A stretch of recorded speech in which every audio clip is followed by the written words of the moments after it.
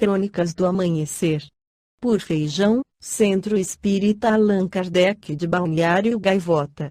Balneário Gaivota, 6 de abril de 2026. Anitta ironiza pregação religiosa durante show dos ensaios no PR. Quero contar as lendas dos orixás. Parte 1.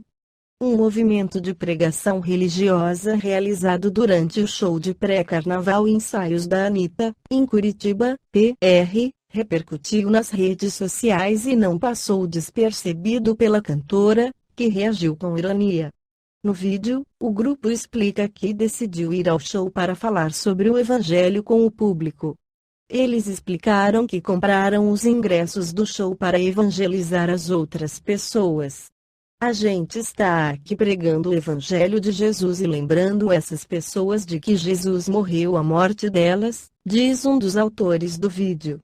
Eles também explicaram algumas das estratégias usadas para abordar o público. Aqui, a Ana se ofereceu para tirar foto de um grupo onde tivemos abertura para pregar o Evangelho de Jesus, diz o integrante.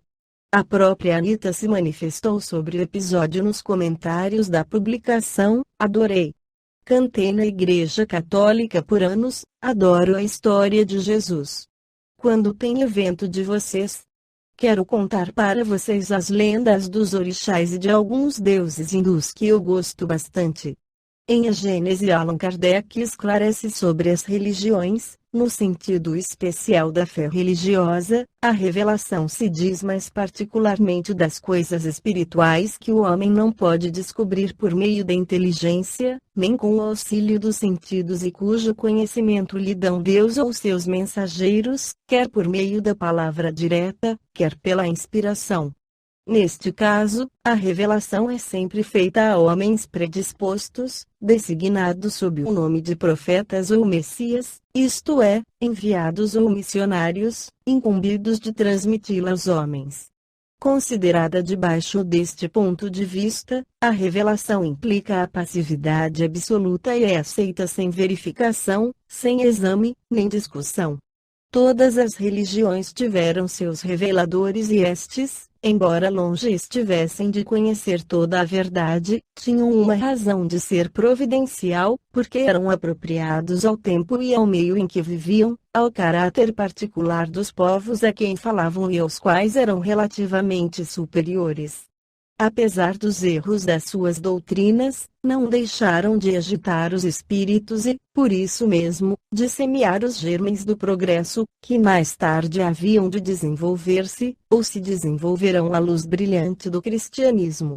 É, pois, injusto se lhes lance anátema em nome da ortodoxia, porque dia virá em que todas essas crenças tão diversas na forma, mas que repousam realmente sobre um mesmo princípio fundamental, Deus e a imortalidade da alma, se fundirão numa grande e vasta unidade, logo que a razão triunfe dos preconceitos.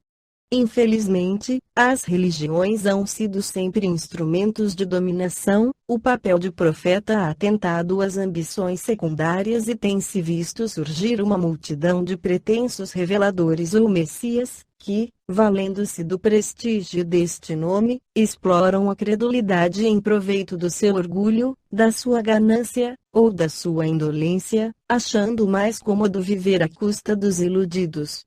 A religião cristã não pôde evitar esses parasitas.